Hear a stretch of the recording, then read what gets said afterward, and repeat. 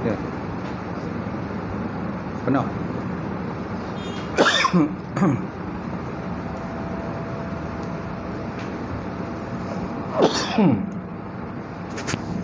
Baik.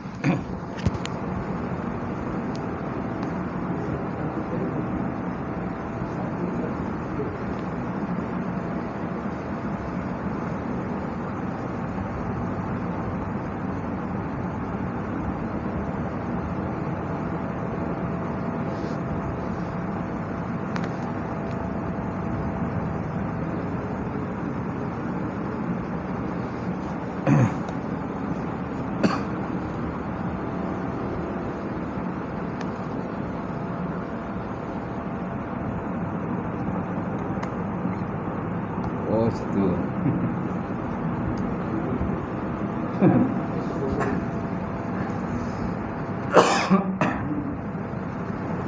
Baik.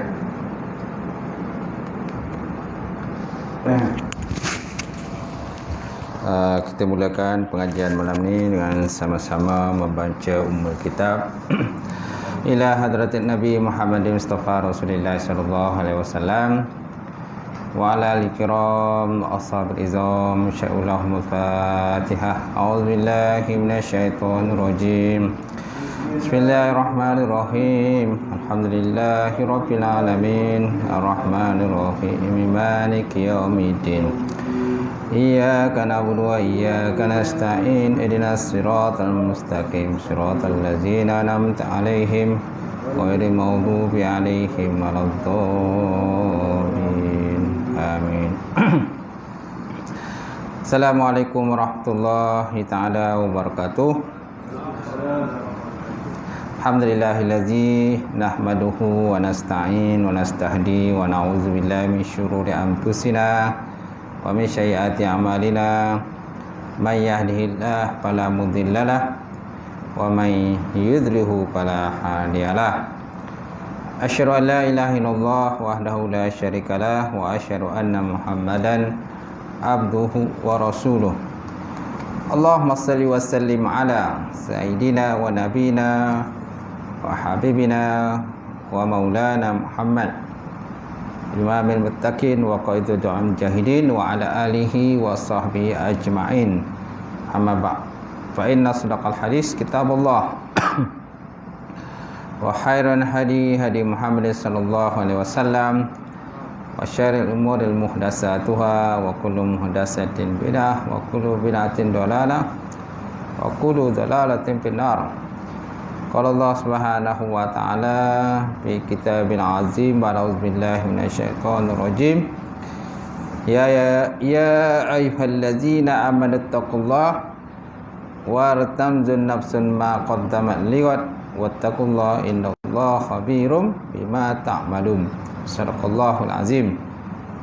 Maksudnya, wahai orang-orang beriman, takutlah kamu kepada Allah Subhanahu wa taala dan perhatikanlah apa-apa yang kamu persiapkan untuk hari esok, iaitulah hari akhirat. Dan bertakwalah kamu kepada Allah Subhanahu wa taala. Sesungguhnya Allah Taala itu Maha meliputi terhadap apa-apa yang kamu kerjakan.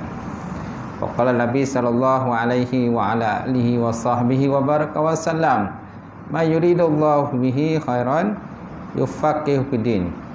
Maksudnya, barang siapa dikehendaki oleh Allah Ta'ala akan kebajikan, nescaya diberikan kepahaman di dalam bidang agama, insya-Allah.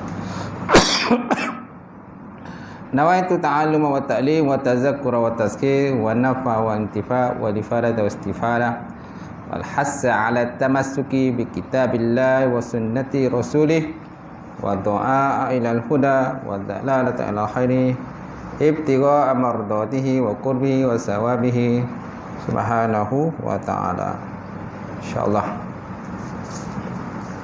Yang semati semuliakan Fadilatul Imam kita. Kemudian tak lupa juga semuliakan Fadil Tuan Bilal, pengurusi, semuliakan pengurusi surau, jawatan kuasa surau, sidang jamaah muslimin muslimat, mukminin mukminat wa ta'ala. Alhamdulillah, kita panjatkan puji serta syukur kepada Allah Subhanahu Wa Taala kerana dengan limpah kurnia serta rahmat daripada Allah kita dapat bersama-sama sekali lagi pada malam ni untuk kita sambung kuliah bab tauhid ataupun bab akidah, insya-Allah. Masih lagi dalam tajuk apa tu tuan? Hukum tu kan? Hukum akli, hukum syar'i, hukum adi kan? Sampai muka surat apa tu?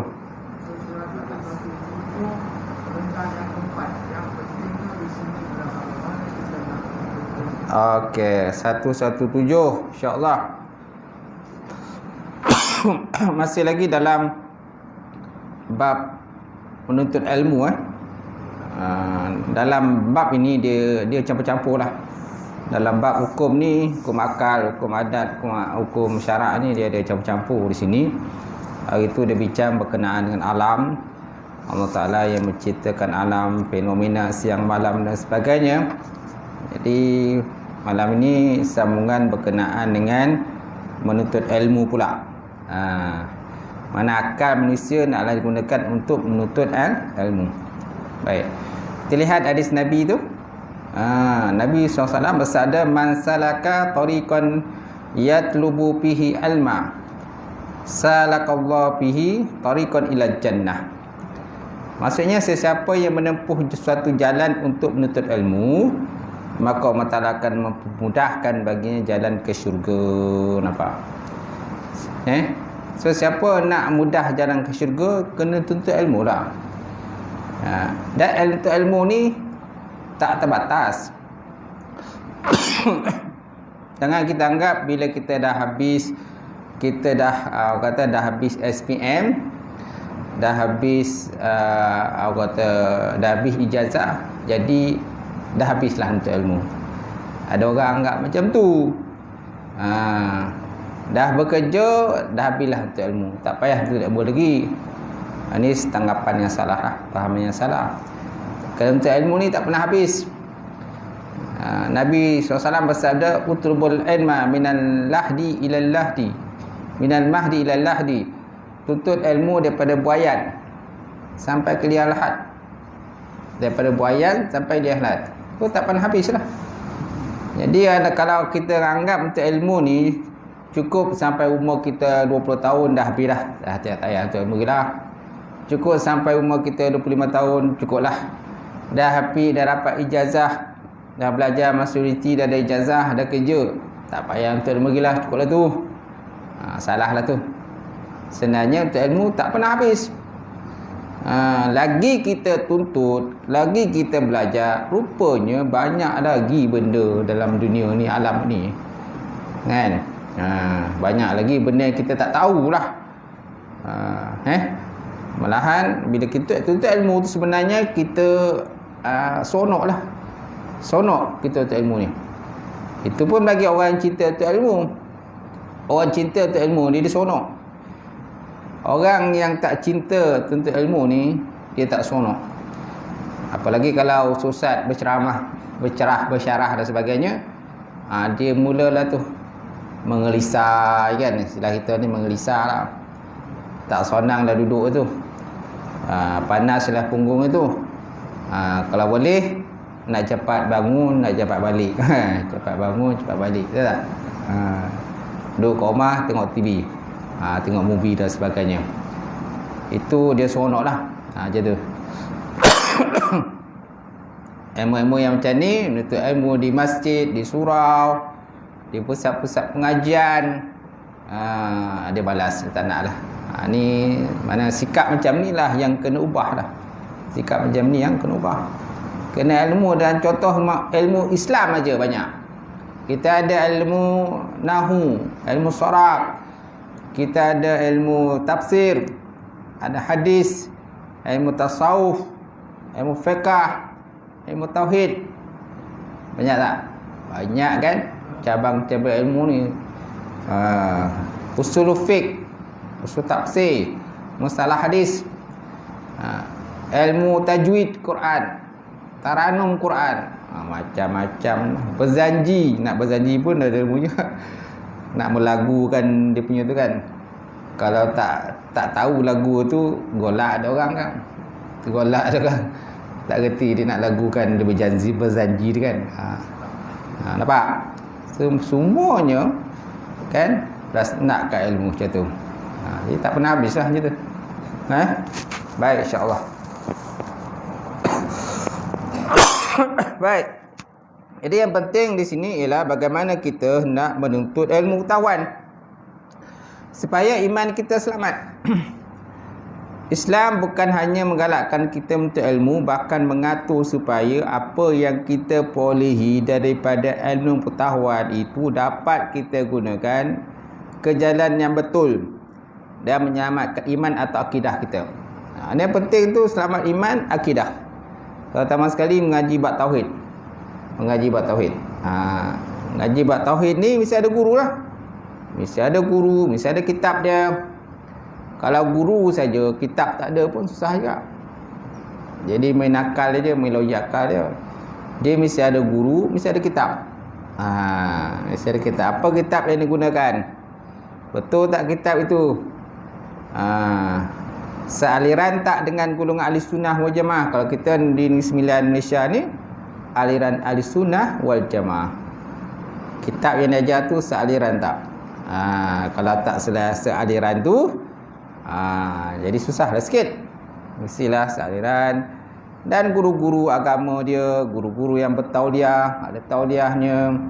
Guru agama tu pergi kursus.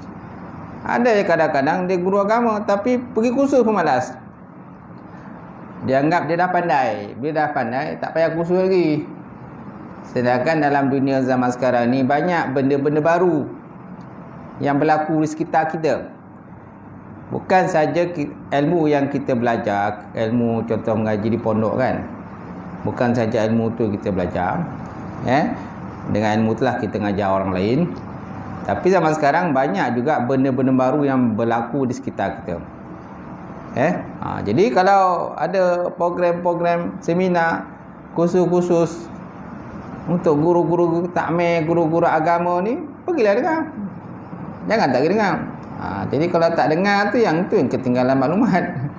Ketinggalan maklumat macam tu. Itu juga bukan guru agamanya, kita orang awam ni pun macam tu juga. Tak cukup kita hanya sekadar mengaji dalam masjid, menjadi dalam surau je. Ada seminar, ada kursus-kursus berkaitan dengan cabang-cabang ilmu dalam konteks Islam ni, pergilah dengar. Mungkin ada isu-isu baru kan, kita tak dengar. Je tu. Jadi jangan sesekali ilmu yang kita boleh itu mengorbankan prinsip dan iman atau akidah kita. Jadi ilmu yang kita nak belajar, contohnya ilmu akidah, tauhid. Penting kan? Rukun iman, rukun Islam, percaya pada malaikat, percaya pada kitab-kitab, percaya pada Rasul, percaya hari kiamat. Sifat 20. Macam dalam kitab ni ada sifat 20 sekali. Sifat 20, wujud, qidam, baqah, mahal, patut, alal, hawadis, qiyamah ta'ala binafsi, wadaniyat, qudrat, iradah, al-muhayyat, sama. Semua ada kan? Jadi kitab ni dikira lengkap lah. Lengkap. Mana daripada rukun iman ada, rukun Islam ada kat sini. Lepas tu bab kata sifat 20 ada. Semua ada. Masuk campur-campur dalam ni kan, macam-macam ada. Baguslah. Baik.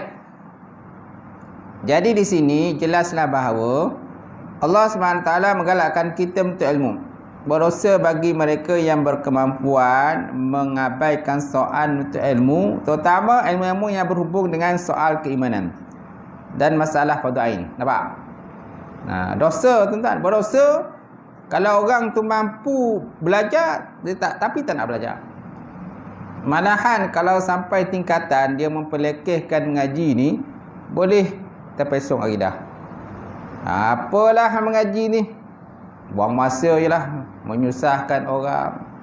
Kan sampai tahap itulah dia memperlekehkan mengaji, menuntut ilmu, kan pengajian-pengajian agama di masa surau. Jadi orang ni boleh terpesong akidah dia. Itu disebut dalam kitab Irsyadul Ibad tu. Kitab Irsyadul Ibad sebut. Kitab Arab Kitab orang mana? Al-Malbari. Syekh Al-Malbari kan, dia karang kitab tu, kitab Arab. Disebut dalam bab iman. Pasal bab yang pertama, fasal pertama, bab iman, dan pasal pertama disebut situ berkenaan dengan perkara-perkara yang menyebabkan oleh jadi murtad. Orang boleh jadi murtad, disebut kat situ. Antaranya ialah mempelekehkan pengajian ilmu, mempelekehkan pengajian agama, buat apalah, memekak-mekak je ustaz tu, ustazah tu mengajar, memekak-mekak je buat apa. Buat apa nak sibuk-sibuk hal orang lain, kubur masing-masing, kubur engkau, kubur aku, kubur aku. Ada juga macam tu lah. Kan? Kubur engkau, kubur aku. Tak apalah. Tak apalah. Nak buat macam mana kan? Yalah, kalau dah kubur engkau, kubur aku, tak apalah. Besok kalau meninggal so tak payahlah pergi tengok. Kalau meninggal so tak payahlah kita pergi mandian. Kalau meninggal tu tak payahlah kita pergi hantar ke kubur. Tak payahlah kita nak urus-uruskan. Sebab apa? Kubur masing-masing. Kubur engkau, kubur aku, kubur engkau, kubur aku, kubur aku. Kan? Itulah sampai. Tapi kita tak adalah sampai hati macam tu. Maknanya kalau tanggungjawab, kalau orang meninggal ni, pertama sekali kita jadi imam masjid, kita jadi bilal masjid. Tanggungjawab lah tu. Tanggungjawab kita kena uruskan dia. Walaupun dia cakap macam tu, kubur kau, kubur aku. Benda tu. Betul tak? Macam tu. Tapi biasanya macam kes-kes macam tu,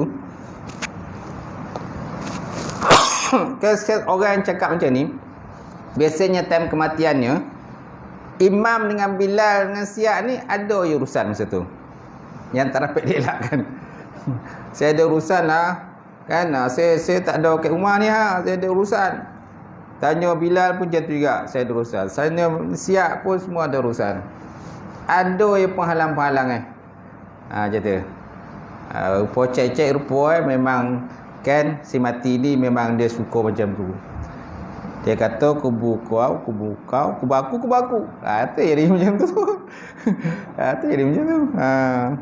Jadi orang lain semua ada berhalangan. Ada yang halangan kan macam tu. Macam tu. Baik. Jadi halangan macam mana pun seorang kena juga pergi tengok. Kena tengok. Itu fardu kifayah dah tu. Dia tak suka macam mana pun kena juga kita tengok. Kan? Kena juga uruskan tanggungjawab. Macam tu.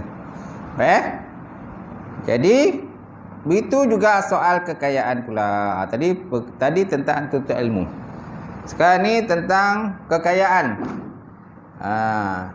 Ini adalah dorongan fitrah semula jadi manusia. Islam tidak melarang untuk manusia mencari kekayaan. Betul tak? Sesuai dengan hadis Nabi SAW berbunyi, kan? I'mal li dunyaka ka'annaka tamutu ghadan. Wa'mal li akhirataka ka'annaka tamutu ghadan. Wa'mal li dunyaka ka'annaka ta'ishu abadan. Wa'mal li akhirataka ka'annaka tamutu ghadan. Beramallah kamu untuk dunia kamu, bekerjalah kamu untuk dunia kamu seolah-olah kamu akan hidup selama-lamanya. Dan beramallah kamu untuk akhirat seolah-olah kamu akan mati besok. Seolah kamu akan mati besok. Tak? Jadi Islam suruh cari kekayaan, tapi dengan cara halal lah. Dia ada haram, ada halal, ada syubhat. Islam menekankan suruh cari kekayaan. Bila kaya, kita tak ditindas oleh orang kafir. Kalau kita miskin, kita tengok kalau tempat-tempat negara Islam miskin, apa terjadi? Mana orang kafir akan menindas orang Islam. Bila orang kafir nindas orang Islam, susah orang Islam nak ibadah. Masjid dibakar, surau dibakar, kan? Tempat ibadah dibakar. Sebab apa? Islam tak kuat. Ekonomi tak dipegang. Orang kafir pegang ekonomi. Tak? Semaknanya ekonomi pun penting juga. Tapi ekonomi tadi, tujuan kita cari ekonomi itu supaya kita dapat keselesaan dalam beribadah kepada Allah. Dengan ada duit yang banyak, kita boleh buat masjid. Dengan duit yang banyak, kita boleh bina surau. Dengan duit yang banyak, kita boleh bina pusat-pusat pengajian Islam, sekolah tahfiz, sekolah agama. Betul tak? Dengan ada kekayaan. Kalau tak ada kekayaan, apa boleh buat? Tak boleh buat apa-apa. Kalau dalam Malaysia ni, orang Islam pegang pemerintahan. Mana pemerintahan satu benda penting. Kalau ekonomi ni, orang kafir lah. Banyak kita tengok orang kafir lah banyak pegang ekonomi. Tapi pemerintahan kita pegang. Alhamdulillah lah macam tu.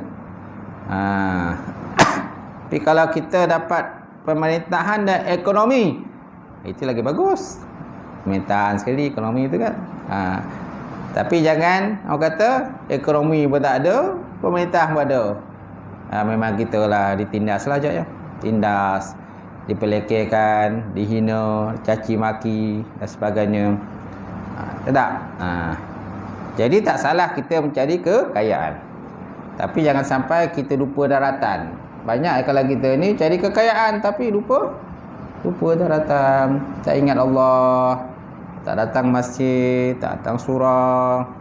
Kenapa? Kerana banyak digunakan habisnya masanya untuk mencari kekayaan.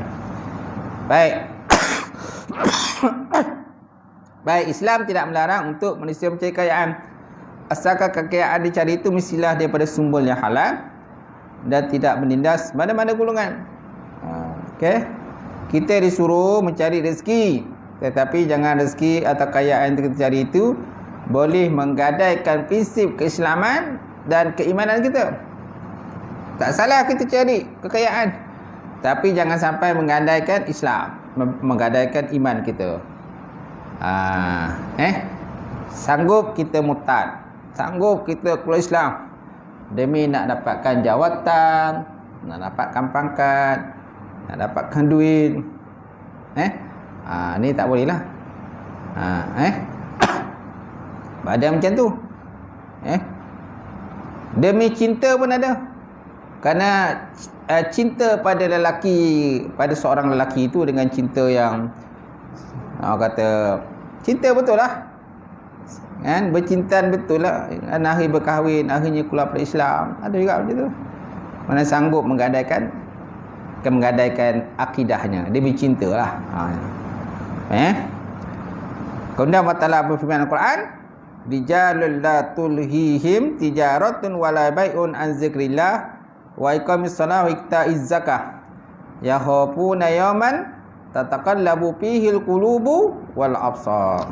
Maksudnya beberapa orang lelaki yang tidak dilalaikan oleh kerana perniagaan dan jual beli daripada mengingkari Allah, mengerjakan sembahyang dan membayarkan zakat, bayar zakat, mereka gentar pada hari ketika itu, hati dan manusia penglihatan bergoncang. Mereka gentar pada hari ketika itu. Hari apa? Hari kiamat. Hari kiamat. Mereka gentar pada hari yang ketika itu, hati dan penglihatan bergoncang.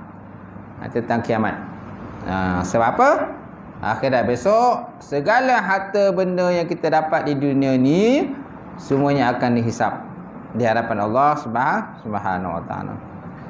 Lagi banyak harta, lagi banyaklah hisap. Lagi banyak harta, lagi banyaklah perhitungannya. Daripada mana harta tu dapat? Kemudian ke mana harta tu digunakan?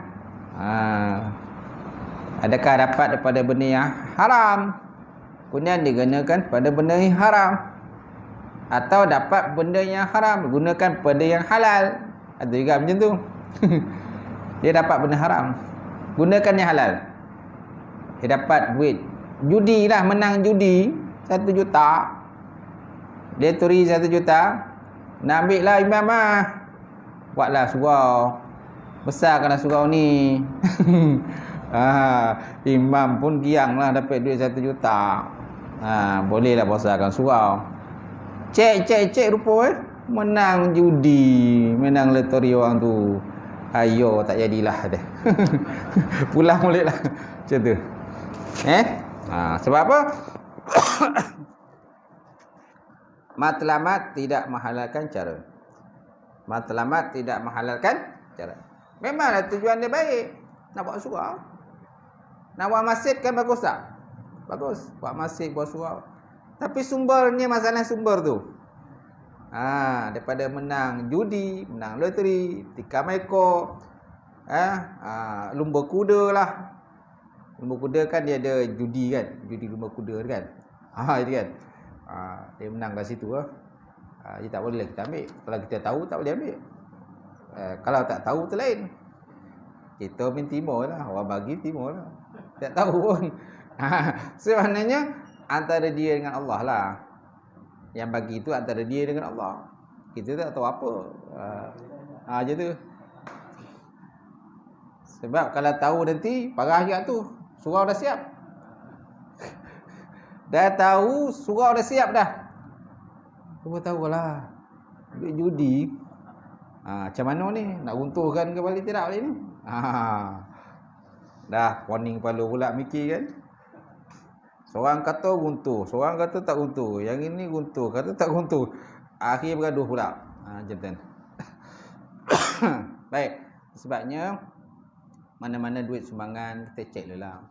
Kan? Walaupun banyak. Tengoklah mana sumber dia. Baik Jadi tuan-tuan, bukan setakat itu saja Islam mengatur agar apabila kita memperoleh kekayaan, sebahagian kecil daripadanya kita zakatkan kepada fakir miskin. Sebab harta kita kadang-kadang bercampur-campur. Bercampur-campur halal dengan haram. Maka cara nak membersihkan ialah dikeluarkan zakat. Agar wujud kasih sayang dalam sebuah masyarakat, di samping bolehi ganjaran yang tinggi daripada sisi Allah Subhanahu wa taala. Okey, kemudian dalam soal perkahwinan pula. Dalam soal perkahwinan, Islam begitu menggalakkan bagi mereka berkemampuan dan cukup syarat berkahwin. Ingin berkahwin adalah fitrah semula jadi manusia. Berkahwin fitrah semula jadi manusia. Setiap manusia perlukan pada pasangan. Betul tak? Fitrah naturi manusia ni nakkan kepada pasangan. Nakkan penoman lah saya kata kan. Penoman kan. Di samping tu nak dapat zuriat keturunan, mestilah berkahwin. Kalau tak kahwin kan macam mana nak dapat zuriat keturunan? Islam tidak menekankan kepada hidup seperti golongan-golongan padri. Golongan padri atau rahib-rahib padri ni mereka tak kahwin. Mereka tak kahwin. Malahan ada yang dia apa tu? Mengkembiri. Mengkembiri apa? Mengkembiri. Alat. Mengkasih lah. Dikasihkan. Kan? Ada yang mengkasih. Islam tak menekankan pada mengkasihkan. Mengkembiri kan? Alat. Sulit. Bila dikembirikan alat sulit tadi, jadi dia tak ada keinginan lah pada perempuan. Dia tak ada keinginan. Tapi masalahnya ada pula menukar jantina lah tu. Alat tu alat lelaki, dia tak minat. Tak minat alat lelaki. Pergi operation habis sampai berpuluh ribu, tukar alat perempuan pula. Tukar pula alat perempuan. So kalau meninggal so macam mana tu? Imam pun poning macam mana ni? Ni nak niat lelaki ke niat perempuan? Imam pun poning, niat lelaki ke niat perempuan ni? Kan? Gitu. Jadi fitrah manusia perlukan pada pasangan hidup. Dan perkahwinan pun sunnah Rasulullah sallallahu alaihi wasallam. Sebab apa? Nabi pun berkahwin. Dan Nabi melarang umat dia daripada membujang. Membujang kan? Aja tu tak berkahwin, tak berteman, aja tu. Duduk rumah tu seseorang, membujang seseorang. Mak ayah tak ada, adik-beradik tak ada, dia seorang, tak berkahwin. Kan? Cicak jatuh pun terongang, kan? Tak berkahwin. Jadi kita digalakkan mencari pasangan hidup. Cuma macam dah berumur ni tak ada lah ustaz nak nikah gitu. Dah bercucu ustaz, tak ada nak fikir nak nikah gitu. Fikir cucu pula. Ya tak kisahlah sebab dia dah berumur. Ni yang bujang-bujang, maksud saya ni bujang-bujang itulah. Ada kemampuan berkahwin, ada pula orang minat So jangan ditangguh-tangguhkan. Tapi ada juga jenis yang wali ni, ayah ni, yang pandang derajat pun ada. Dia pandang derajat. Dia tengok pasangan dia, bakal suami anak itu macam tak sepadan lah dengan anak dia, tak sekupu. Anak dia berpangkat, berjawatan, kan, engineer, sedangkan bakal suami ini hanya kata taklah, kerja dia tak berapa sangat lah. Jadi dia anggap macam tak sepadan lah dengan anak dia, tak setaraf lah. Ada juga macam tu. Ada ramai kadang jumpa kita nak nikah, tapi terhalang lah disebabkan wali tak setuju. Wali tak setuju, dia nak nikah. Bila wali tak setuju ni, kita kena serah mahkamah lah. Mohon wali hakim di mahkamah atas kapasiti wali engkar ataupun wali enggan. Wali dia ada wali, tapi wali dia enggan menjadi wali. Sain borang pun tak nak. Anak nikah, dia kena sain borang. Bila anak nikah, bapak kena sain borang tu. Sain borang pun tak nak. Pandang borang pun tak nak. Pandang borang pun tak nak. Kan? Saya tanya anak lelaki tu, ada tak pergi rumah perempuan tu? Ada. Tapi layanannya teruk, ustaz, dia kata. Dia duduk atas kursi. Kami ni kan dipandang lekeh. Kami ni duduk ke lantai je, ke bawah. Kemudian tak ada jamu apa-apa. Kan saya datang, mak ayah datang. Kan datang Minang lah, gitu. Tapi dia anggap kami ni macam tak ada kelas lah, low kelas lah. Setelah kita low kelas lah. Martabat rendah lah. Tapi dak perempuan tu, anak dia nak ke budak lelaki tu. Macam tu. Saya tanya dia, macam mana kamu nak nikah juga ke? Ayah tak setuju. Tak, ya Ustaz. Saya dah lama dah kawan dengan dia ni. Tapi ayah tu lah, ayah tak setuju. Nak buat macam mana? Pilihan dia lah, pilihan dia. Pilihan dia. Kalau dia dah nak tu, kita pejabat agama ni, kita cubalah uruskan mana yang boleh lah. Uruskan, pergi mahkamah, mohon wali hakim. Kalau ada perintah mahkamah boleh kahwin, barulah kita akan kahwinkan. Boleh keluarkan kebenaran berkahwin lah. Tak ada kebenaran mahkamah, kita tak boleh lah keluarkan kebenaran berkahwin. Macam tu lah. Memang prosedur macam tu. Prosedur ni. Baik. Jadi kita lihat semula, semua orang mahu kahwin. Bukan saja orang berpelajaran, tetapi orang tak sekolah pun mempunyai keinginan untuk berkahwin. Nampak? Bukan orang berpelajaran dia nak kahwin.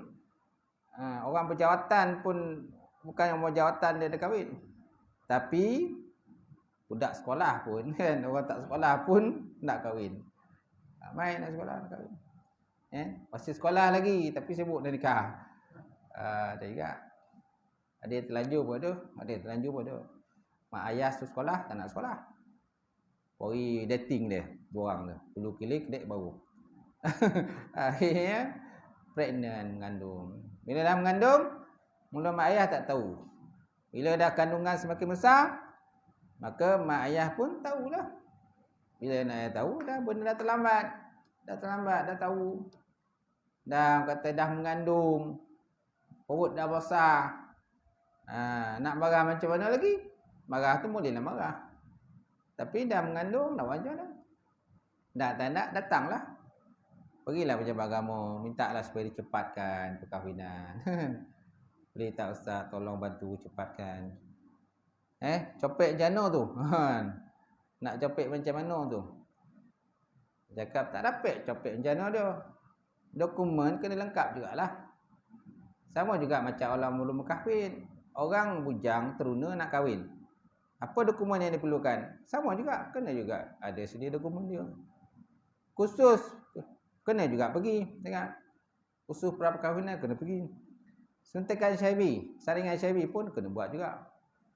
Dan wali, kena ada wali. Siapa wali dia? Siapa wali dia? Tak boleh tiba-tiba kita terus nikahkan.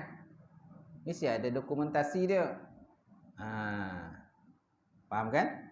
Baik, seterusnya menurut Islam berkahwin hukumnya sunat. Kalau ikut cara Islam, berkahwin ni hukumnya sunat. Sunat ni untuk siapa? Kalau kita lihat dalam kitab fiqh, rupanya hukum berkahwin ni dia ada banyak jenis hukum. Ada masanya berkahwin ni harus je. Ada masa berkahwin ni sunat berkahwin. Ada masa wajib berkahwin. Ada masa makruh berkahwin. Ada masa haram berkahwin. Mana contoh haram berkahwin? Haram berkahwin bila kita tak rasa tak mampu untuk membahagiakan pasangan kita. Kita pula ni sakit. Kita sakit, terlantar. Kan? Badan pun tak kuat. So macam mana nak menikah? Macam mana nak menikah? Asyik tersandar kan? Tersandar yo.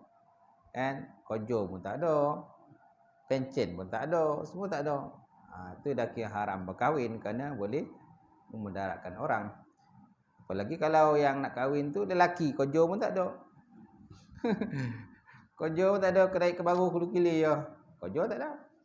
Jadi akan menyusahkan sebab tanggungjawab tu menyediakan tempat tinggal, makan minum, kan keperluan-keperluan tu semua tanggungjawab siapa? Lelaki kata tanggungjawab siapa.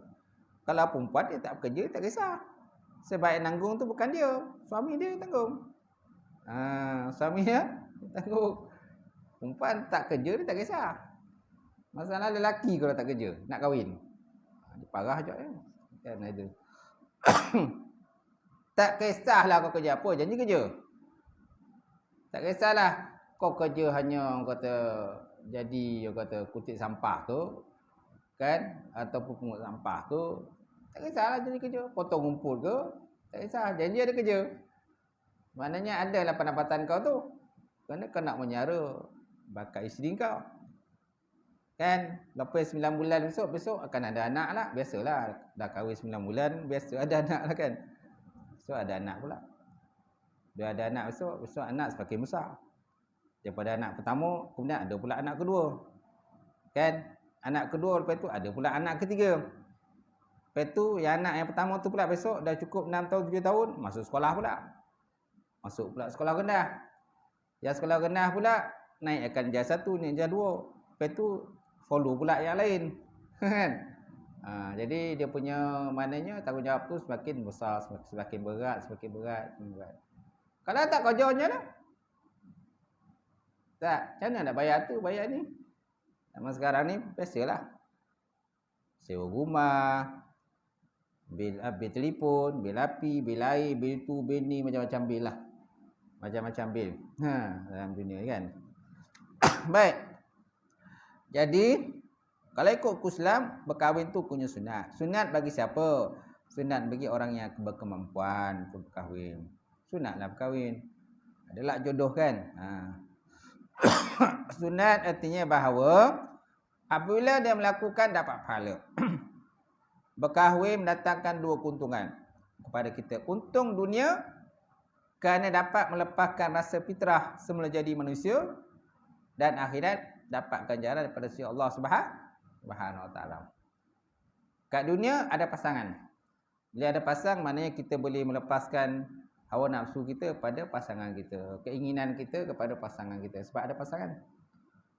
Kalau yang tak ada pasangan, kat mana dia nak lepaskan keinginan dia? Kat mana? Tuan-tuan fikirlah sendiri. Fikirlah sendiri. Itu perlunya pasangan. Baik. Tapi ada juga masalah ustaz, orang nikah pun bergaduh. Itu biasalah. Kita dengan rumah kita pun kadang-kadang ada juga, ada yang tak kena. Tengoklah macam mana. Memang syaitan tu memang tu kerja dia. Syaitan ni kalau boleh memang nak bercerai-beraikan anak Adam. Dia nak cerai-beraikan, nak pisahkan, kan, nak bergaduh sana, bergaduh sini sebagainya. Itu memang kerja syaitan ni kerja. Banyak kadang-kadang. Tadi pun ada juga tadi waktu pejabat dia pun ada juga klien perempuan dah telefon bergaduh masalah rumah tangga, kan. Suami dia asyik memaki dia, maki hamun dia. Sekarang ni dia dalam proses nak bercerai. Macam-macam lah. Suami dia, isteri 2. Nah, rupanya dia yang nombor 2. Ada seorang lagi. Dia ada seorang lagi isteri. Yang lelaki itulah ada seorang lagi. Mana dia bermadu lah perempuan tu. Tapi dia dengan madu dia baik. Dia dengan madu dia baik. Madu baik. Masalahnya suami ni duit tak ke mana. Masalah suami ni duit tak ke mana pergi. Tak ke mana duit dibelanja. Sampaikan dia bagi nafkah untuk isi pertama pun tak banyak, sikit. RM100 sebulan duit dia lagi, anak lagi, ada anak. Baik 5 orang anak dengan isi pertama tu. Kemudian dia pula isi kedua pun juga tak bagi juga nafkah.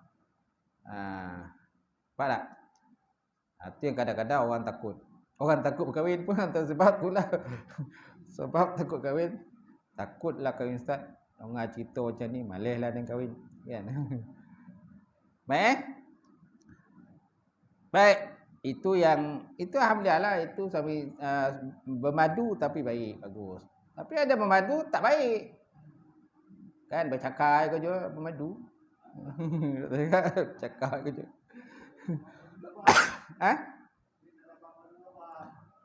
Kena bagi madu lebah. Abang kena bagi dia madu lebah. Mandi lebah pun macam-macam macam-macam madu. Madu tualang ada, bukan tualang. Madu kelulut pun ada. So nak bagi madu kelulut. Kelulut pun mahal juga madu kelulut. Botol kecil tu pun RM50 juga madu kelulut. Betul tak? Mahal madu kelulut. Kemudian jadi berkahwin mendatangkan 2 keuntungan kepada kita. Untung di dunia kerana dapat melepaskan rasa fitrah semula jadi manusia. Kan? Perlukan pada pasangan. Dan untuk akhirat akan diberi ganjaran sisi Allah Subhanahu Wa Taala. Ada pahala yang besar lah. Beza orang berkahwin dengan orang tak kahwin. Orang berkahwin ni pengalaman dia banyak. Orang tak kahwin pengalaman tak banyak. Orang tak kahwin boleh tak dia cerita tentang hal-hal keluarga, masalah rumah tangga, boleh tak cerita? Dia tak boleh sebab dia tak kahwin. Cuba orang berkahwin cerita tentang masalah rumah tangga, dia boleh cerita sebab dia dah kahwin, sebab ada pengalaman kan. Kalau tak ada pengalaman, contohlah ustaz lah, dia seorang ustaz tapi dia belum kahwin. Ustaz, ceritalah tentang bab-bab kahwin ni. Tak berani dia cerita dah. Tak berani dah. Kan? Sebab apa? Dia tak ada pengalaman. Dia tak berani cerita. Tapi kalau orang dah ada pengalaman, dia dah kahwin, dah ada anak, tak apa 5-6 orang anak kan. Jadi dia tak ada masalah lah cerita bab kahwin ni. 1 jam 2 jam pun boleh cerita kahwin. Baik. Dalam hadis Rasulullah bersabda, ya ma'syaras syabab man istata' minkum ba'ah falyatazawwaj ataupun falyatazawwaj fa innahu aghaddu lil basar wa ahsanul farji wa man lam yastati' fa alaihi bisawm fa innahu lahu wija. Ya ma'syaras syabab, wahai pemuda, man istata' minkum ba'ah, barang siapa di kalangan kamu mampu berkahwin, falyatazawwaj, maka naklah berkahwin.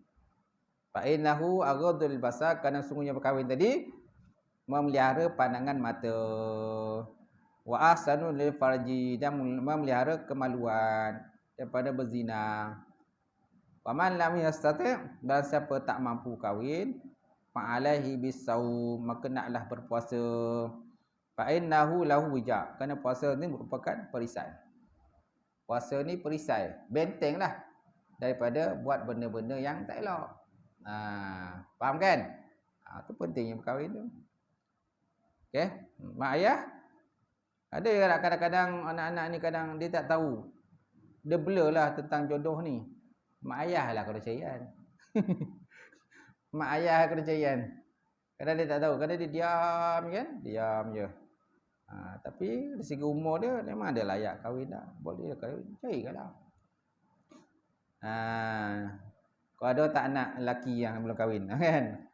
Kalau ada tak anak perempuan yang belum kahwin? Kalau ada, dia nak jodoh dengan anak dia kan? Boleh, salah ke tu? Tak salah. Tu atas usaha ikhtiar juga. Kadang anak ni pun dia buntu tu. Dia blur. Mana satu dia nak pilih ni kan. Apalagi kalau perempuan ni tunggu orang Minang je. Tak ada orang Minang, tak ada. Jadi mak ayah lah kena usaha cari kan. Bantu. Kalau kita dah cari, dia tak nak, tak apa cakap lah. Kan? 10 orang lah. Nya kojonya, nya ustaz, nya cikgu, nya. Pilih. Tak nak. Seorang tak nak dah. Seorang tak nak nasib lah kalau tak nak. Kita dah cari dia tak nak. Terpulanglah ke dia kan. Pulang ke dia. Yang penting usaha lah cari. Dia tak nak terpulang kat dia lah. Jadi dalam agama Islam, dalam agama lain selain daripada Islam, para rahib dan padri tidak dibenarkan berkahwin. Nampak? Selain pada agama Islam, contohnya padri-padri, rahib-rahib, mereka tak berkahwin. Itu yang ada mengkembiri, mengkasih kan. Tak kahwin. Jadi hal ini tentu berlawan fitrah sebelum jadi manusia. Dan nampak seolah-olah agama itu hanya dibutuhkan untuk setengah golongan saja. Semana kalau padri tak boleh kahwin. Kalau ada Islam contoh ustaz boleh kahwin. Ni ustazah tak boleh kahwin. Boleh ke macam tu? Tak boleh. Malah ustaz lah kan lagi ramai isteri ya. 2 orang, 3 isteri ya. Kan Ustaz, rumah berapa orang? Cawangan ada berapa? 3, alhamdulillah, 3 cawangan kan. Ada pula tu bila kata ustaz rumah berapa orang? Seorang je. Buka lah seorang lagi macam tak berani je kan. Kata ustaz lah kena bagi contoh dia. Ustaz kena bagi contoh. Ustaz kena mulakan dulu barulah nak murid mulakan dia kata. Pandai pula cakap tu. Baik. Dan nampak seolah-olah agama itu hanya diuntukkan untuk setengah golongan sahaja. Kerana tidak semua orang yang mampu untuk melakukan demikian. Kerana tak semua orang mampu untuk melakukan sedemikian. Begitulah indahnya Islam. Di samping beribadah, kita hanya dapat menyempurnakan tuntutan fitrah sebelum jadi manusia. Memang fitrah kita macam tu.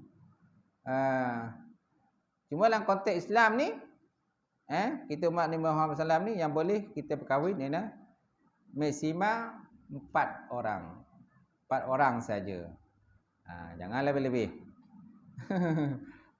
Kota yang pek ya. Kota ada berapa? Ompek-ompek tak berisi di ustaz. Kosong. Habis rumah dah meninggal. Carilah ganti ke. Nantilah lu ustaz. Nanti saja lah ganti. Ada juga macam tu. Fikir dulu lah. Terpulanglah kan. Hak masing-masing. InsyaAllah akan datang. Kita sambung lagi. Begitu juga dengan kesihatan. Wallahu a'lam bishawab. Wa ila jam. Ada soalan tuan-tuan? Masih tutup ada tak?